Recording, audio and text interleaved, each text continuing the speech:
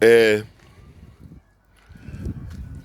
uthi omunye ubaba oyinazaretha umuntu ozibiza ngoNkulunkulu ebe eyisidalwa. Uma ufunda incwadi kaJeremiya 10 verse 11 ithi onkulunkulu abangadalanga zulu, onkulunkulu abangadalanga mhlaba.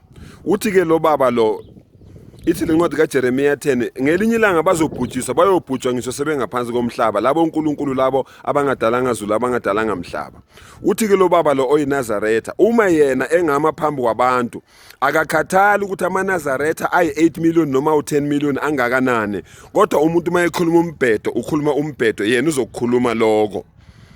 Munye uNkulunkulu okufanele akhonzwe ilo osabizwa ngoJehova, igama lakhe langempela kuYahweh. Kusho lo baba lo oyinazaretha uthi yena mayengama phambi kwabantu atshela abantu ukuthi uNkulunkulu, abomthatha bamlahlele esikhungweni sabagula ngengqondo.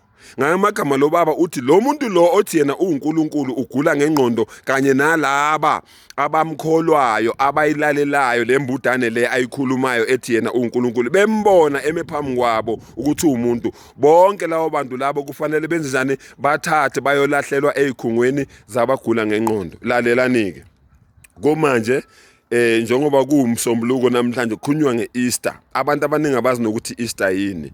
iEaster yisithombe sesifazane sasibizwa ngoIshtar.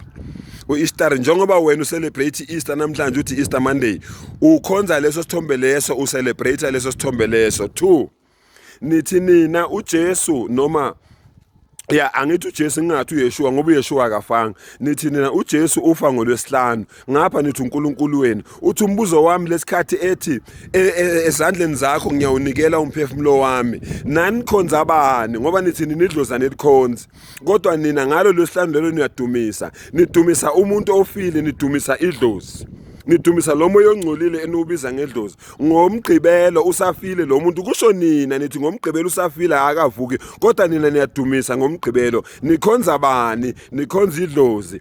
Ngesonto ekseni uyavuka, kusuthi nina ngolwesihlanu ebusuku, ngomgqibelo imini yonke, ngomgqibelo ubusuku bonke nina beniloku nikhonza idlozi, ngoba uJesu uvuka nini? Uvuka ngesonto ekseni. Kusho nina amaKristu nani ke niyawakhonza amadlozi, niyalikhonza nani idlozi, bese khani nizomkhonza kahle ke esevukile, nimkhonza nina nini namhlanje ngomsombuluko.